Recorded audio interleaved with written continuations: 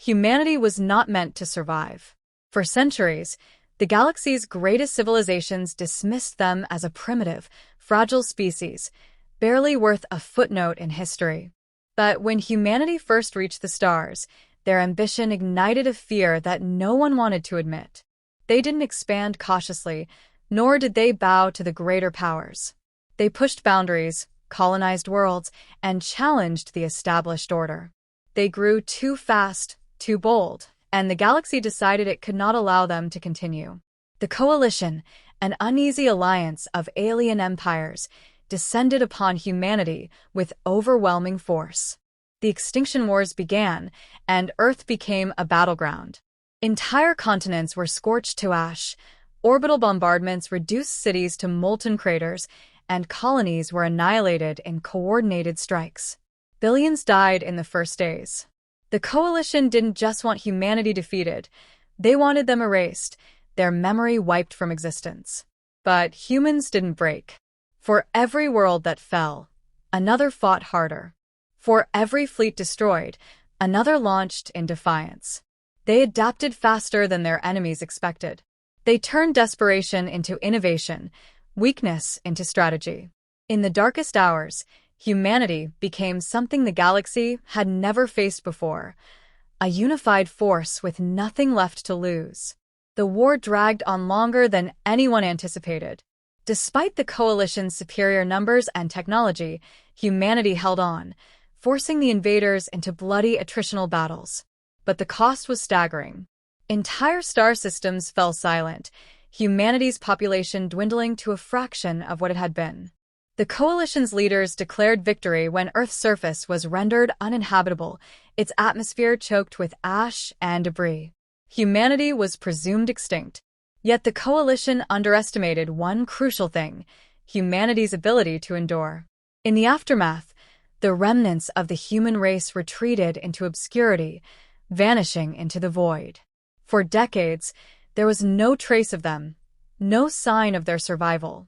The galaxy moved on, the Coalition fracturing into infighting and political disputes. The war was forgotten, its victors squabbling over the ruins of what they had destroyed. But humanity had not been idle. Hidden in the shadows, they rebuilt, salvaging what little they had left. They poured everything into a single, desperate project, a weapon so advanced, so powerful, it could change the balance of power forever. The Invictus-class battleship became their obsession, a floating fortress of vengeance and defiance.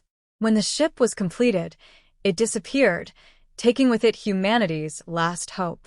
Whispers of the Invictus spread like wildfire among smugglers and exiles, stories of a ship cloaked in shadow, a ghost that roamed the edges of space. But they were dismissed as legends, the final gasp of a species that no longer mattered.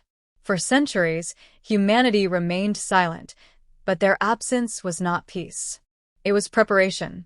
While the galaxy forgot their sins, humanity remembered every single one. And deep in the cold void of space, they sharpened their hatred into a blade. The Coalition had declared them extinct. Humanity was about to prove them wrong. When the Invictus revealed itself, it was not with fanfare or ceremony.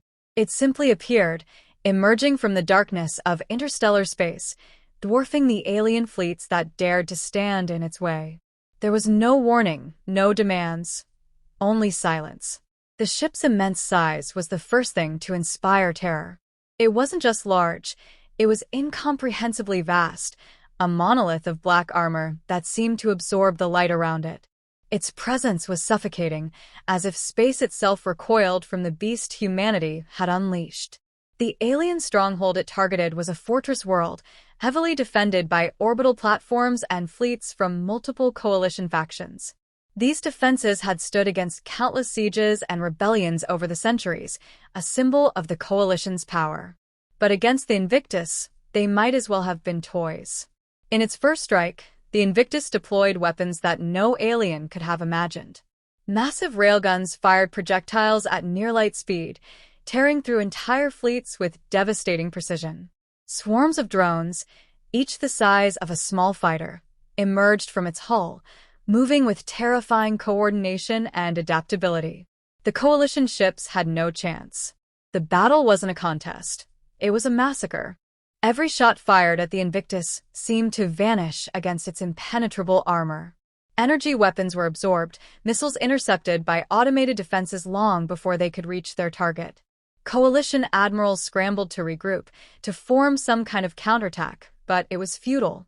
Their fleets were torn apart piece by piece, their strategies rendered obsolete in the face of a foe that anticipated their every move.